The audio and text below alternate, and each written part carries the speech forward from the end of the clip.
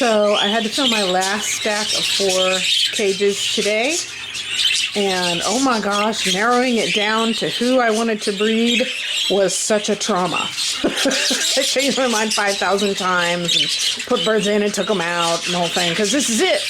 Once I fill these, nothing's happening with the other birds for a while. So this is what I ended up with. This is Lake is the violet female hen. She is Kobe and I'm having a brain fade. Kobe and Lavender's baby girl, and she has been a monster-sized bird since birth. I have a video of her laying across one of her older brothers and her mother, and she's like twice their size when she was a tiny baby. And this male, I was going to breed her to, she is split to gray wing, so I was going to breed her to a green gray wing, but he wasn't in condition for breeding, so I had to come up with something else.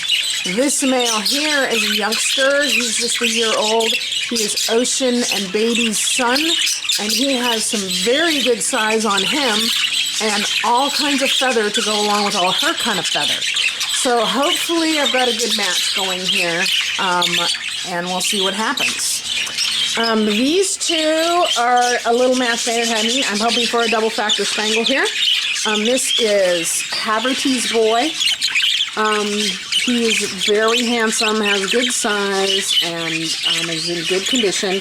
And this little girl is Aster, named after the flower, and I had her set up with Tim's, the gray-green, and he was just being terrible. He ignored her completely, and he was so fixated on his sister in the cage, in the next cage over and up, that he managed to disrupt 2 other breeding cages full of birds. One by making the male feel hyper-defensive about his territory, and the other one by attracting his sister away from her mate, whom she was getting along with fine until brother came along. I was not going to breed my gray-green to her anyway. I had another hen picked out, so I said, you know what, forget it. I'm going to put her with a boy that likes her, and he's going to wait for that girl that I wanted to breed him with originally. So, these 2 are in here, and they are behaving much more like a pair would be expected to behave. Nobody is losing their mind trying to get with somebody else. She's very peaceful. They're starting to have discussions. It's good. This is, I set up Slate, and this is Haverty's baby girl. At the very first, like 5 days ago, when I first started setting everybody up, and Slate wasn't acting right, and felt a little light, so I said, well, maybe I'll pull him and do him later. But I put him back out there, and in a matter of a couple of days, 3 or 4 days, he's stepped right back up to the plate, and I put him in with her, and now he's interested in her. As you can see, he's starting to sidle up next to her and such. So I think maybe I just caught him at a bad time or something, or maybe I had him next to a more dominant male that was disrupting him. So they're in and again and acting much more interested. And then this last pair is Bubba's gray wing male and that little opaline hen who is split to gray wing. And I set them up once before, and they stuck. They have always liked each other and discussed things through the wires of the cages, and as you can see, they're very much having a conversation right now. So I expect things will go along swimmingly here. I have hens that are disappearing into nests. This is Razzle and Lemony, which sounds like a dessert. We'll call it a Lemony Razzle. Lemony is in that box. So hens, hello Lemony. Hens go into the box and sit for extended periods during the day for somewhere between 3 and 7 days before they lay. I think being in the dark box stimulates their hormones to lay. This girl has also spent a huge amount of time in the box already. They've been set up for literally 1 day, but they are just a match made in heaven. He fell in love with her instantly, and she decided he was all right. This mauve pair, as you can see, is not doing a lot. My little male over there came from a different aviary, and I think he's a little bit at sea. I see him right now. You see that warbling he's doing? He's claiming territory. That's how male birds claim territory. So he may be feeling a little threatened. I have seen him follow her around and feed her, but I think they're just going to be a slow-going pair. This mom pair, on the other hand, she's spending a lot of time in the box, and they are lovey-dovey all the way. So you see him stepping on her wing? That means he's getting ready to try and start beating her. And she doesn't seem to be terribly upset about that. Okay. This is, oops, wrong way. This is Malachite and Lava. This is their third go-round looking for that Texas clear-body chick. Lava is in the nest. So I can expect an egg in about a week. This pair, this is the girl that was disrupted by Thames. He's her full brother, and he and she were pulled sideways. So I was kind of worried at first that my male here, Colorado, wasn't doing his job, but it turned out that this hen was just rejecting him because she wanted to get with her brother. Brother has been removed, and now proper behavior is starting to emerge. Love, love, kiss, kiss. These two are really lighting up the world. She's in the box quite a bit, and I think breeding is going to start happening here anytime soon. This is Slate, who is a slate, a yellow-faced slate, no less. And I bring a few new birds into my line every year to make sure I don't start inbreeding, which is another one of those things that people in this hobby do all the time. Spread the word around. Yes, inbreeding's fine, no problem. Inbreed your birds, and it's terrible. So I am not doing that. I bring fresh blood in, and he is fresh blood. And his little girl in her here is sitting on an egg. Now, the first egg she laid was not his. They hadn't bred yet. He knew it wasn't his because they hadn't bred yet, so he destroyed it. The second egg she laid has been allowed to live, and she's about to produce a third egg. The first egg probably won't be fertile yet because they have to breed a few times before you start seeing fertility. So we still have the one egg. She's sitting on it very nicely, but she'll produce another one either this evening or tomorrow. Yay, little Miss Airy. You want to throw some babies. So I'm breeding a violet to a slate because I have read that the slate makes the violet very vibrant. So I think that's going to be nice. So this is Mist and Dolerite. Dolerite's the pied boy. He's a very handsome guy with lovely feather, but he has the unfortunate situation where one half of the side of his face has a pied mark on it, so he only has a mask on one side. So he's not really showable, but he's certainly a nice bird. So he's a little on the small side, so I'm putting him with this nice larger hen and looking for babies that don't have unfortunate pied markings in the wrong place. They seem to get along like two birds of a feather. There you go. Mist is also...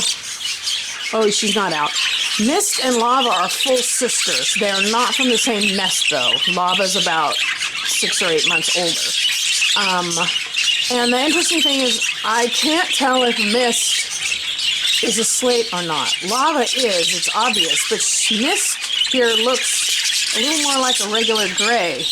But she does have a little blue hint on the side of her head. So, I don't know. And I have bred her before, and she did throw me a slate baby. But I bred her to a male that comes from a line that throws slates. So he was probably split to slate. So it's hard to say what's going on there. Well, we'll see what happens. These two have decided that they like each other. We love this. She's definitely talking. She's definitely like, I've seen her in the nest. They've only been set up for 24 hours. But I've seen her in the nest, and she's letting him come close, and he's, you know, flirting big time. So I think things will happen here. These two I just set up today. I pulled, let's see, I pulled Thames out of here because he was disrupting everybody with his love for his girl, his sister. So I replaced them with, these are a rainbow pair. She's an opaline yellow face. He's a gray wing. So this is heading into the rainbow line that I'm getting ready to start. It won't happen this generation, but it will the next. She, unfortunately, is also a Spangle, but Spangle's easy to breed out, so just give me that opaline yellow face, split to gray wing baby, and I'll get rid of the Spangle in a generation. And these two, this little girl has been doing Crazy Girl for 24 hours now, which is trying to find ways out of the cage, haunting the neighbors, completely distracted, because she's, again, a first-time hen who's never been in a cage this small since she was a baby. She's used to a full-size flight, and she's finding this a little crazy making. The male is being patient, and he's spending a lot of time over here making sure that his territory isn't being infringed upon. But they'll work their way up to it. It's only been 24 hours. This girl is making me crazy. I couldn't figure out why she wasn't going in the nest box, and she was ignoring Sue. Turned out she was actually interested in somebody over there. I'm not really clear who, but it doesn't matter. So I put a divider up, and sure enough, she sat there and screamed at the top of her lungs all yesterday afternoon, and today woke up and decided she wasn't so bad after all. She still has not been in the box. I suspect that when I first put her in her cere was very, very dark reddish brown, and I suspect she's on the back side of her cycle. So she will come around and pick up. I see her cere is already fading right now. It should go back to tan, and then her cycle will go around again, and hopefully then she'll start taking the nest box seriously. This is another starting a rainbow line pair. This is the opaline male named Scarn, and his little gray wing yellow faced girl is in that nest. I expect an egg in the next week. This is her brother, Bear Grylls, who was eaten by a hawk and lived to tell, and his girlfriend, who loves him dearly, but again, I've seen her go in the nest box a time or two, but she came in here with a very dark cere, and I think she's not in laying mode. But it will change. She'll cycle around in the next week or 10 days. And see, she is paying attention to the nest box finally. Like I said, and Bear Grylls is, he doesn't mess around. So she likes him. She likes the nest box. She's just not quite in the right place hormonally. So, and then this pair down here is Danube and Geyser. And Geyser has gone in that nest box and ain't coming out. So, and they are in love. So again, I expect an egg within a week. Because once they go into that nest box and just sit in there, that's hormonal switch happening. So, okay, so that is my 20 pairs. Wish me luck. I have grappled with some illness, and I'm thinking I have it cleared. This is my foster cage with 4 pairs of regular parakeets in here. They will get their nest. I actually put a divider up here so they wouldn't be overstimulated by the other birds breeding, but there's a space down here at the bottom, and the girls spend all day standing on the plate down there at the bottom of the cage watching these girls go in and out of their nest boxes. So they're going to be ready and raring to go before I wanted them to be.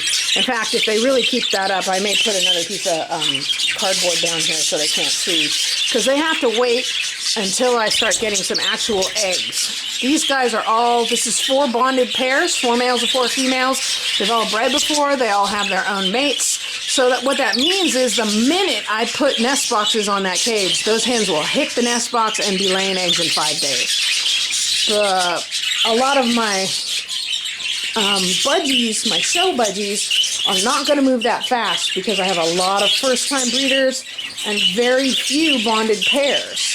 So I have to let these guys get started before I can hook these guys up, or else these guys are going to have chicks hatching before these guys are even done laying eggs. So we'll see. These two are, he's making some moves. I think a part of this is he's kind of frozen in place when I'm around. But I have seen him make some moves on her, but he's tentative. Well, hopefully he will put this together eventually. Okay, so that's today's update. We're going to be looking for eggs. I will video myself candling eggs, because a lot of people want to learn how to do that. And I'll keep you, and I'll also keep you abreast of behavior. Because a lot of people are like, what am I looking for when I'm trying to breed my bird? How do I know they're actually breeding, type of thing? So when I videotape these, I tend to tell you what behaviors to look for. And this is not what you're looking for. Well, I guess they've only been together for 48 hours. Nah, they've been together for 72 hours. I would like to see them closer together. And spending more time together, but hopefully he will continue his slow way around. I put that divider between them and the other cage next door because I just introduced this pair next door and I didn't want it to disrupt the slow progress that he's made. And that seems to be working. So, okay, that's it.